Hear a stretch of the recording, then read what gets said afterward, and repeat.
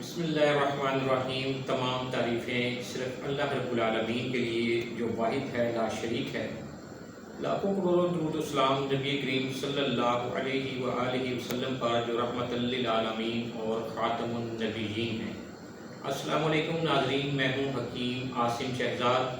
آج کے پروگرام میں ہم جس اہم ٹاپک پر بات کریں گے وہ ہے انسولین سے نجات کے بارے میں۔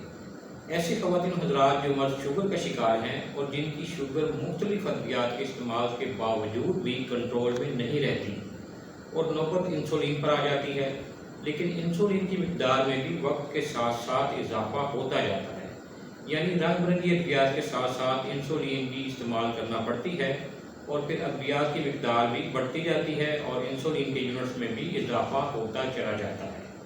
شوگر لیول پھر بھی کنٹرول میں نہیں آتا اور اس کے مضر اثرات مختلف بیماریوں مثلاً امراض گردہ اور امراض قلب کی صورت میں ظاہر ہوتے رہتے ہیں۔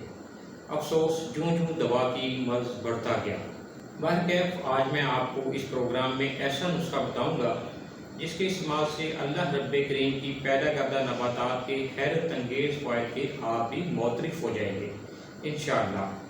ناظرین، نسخہ نوٹ فرما لیں۔ چرائٹا نیپالی، خشک کریلا، گٹھلی جامن، اندرجو تلخ اور گڑ مار بوٹی، یہ تمام اجزاء جو ہیں یہ 50-50 گرام لیں۔ ان کو صاف کر کے سفوف بنا لیں۔ صبح و شام کھانے سے پہلے چھوٹا آدھا چمچ یعنی ہاف ٹی اسپون جو ہے وہ آپ دوا کے طور پر لیں، اور اس کے ساتھ 1 چمچ میتھری جو اچار میں ڈالے جاتے ہیں، یہ بھی روزانہ دن میں کسی بھی وقت استعمال کریں۔ اس نسخہ کے 1 ہفتہ استعمال کے بعد شوگر لیول چیک کرتے رہیں۔ آپ دیکھیں گے کہ شوگر لیول کم ہونا شروع ہو گیا ہے۔ جب آپ محسوس کریں کہ شوگر لیول نارمل سے نیچے جانا شروع ہو گیا ہے تو انسولین کی مقدار جو ہے یہ آہستہ آہستہ کم کرنی شروع کر دیں۔ کچھ ہی عرصے میں آپ کے جسم میں شوگر کی مقدار جو ہے وہ انسولین کے بغیر ہی کنٹرول میں رہنا شروع ہو جائے گی، اور پھر آہستہ آہستہ کھانے والی ادویات کی مقدار کم کرتے جائیں۔ ناظرین، یہ نسخہ ایسے بہن بھائیوں کے لیے کسی تحفے سے کم نہیں جو مرض شوگر کی وجہ سے سخت پریشان ہیں۔ صحت بھی دن بدن خراب ہوتی جا رہی ہے اور ایک اچھی خاصی رقم بھی برباد ہو رہی ہے، لیکن پھر بھی شوگر کنٹرول میں نہیں اور دیگر بے شمار امراض بھی بڑھتے جا رہے ہیں۔ ناظرین، آپ یہ نسخہ بنائیں، استعمال کریں اور اپنی دعاؤں میں یاد رکھیں۔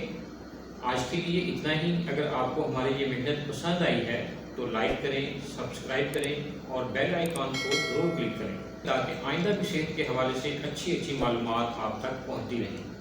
آنے والے پروگرام میں مزید کسی مرض اور اس کے علاج کے بارے میں تفصیلی بات چیت کریں گے۔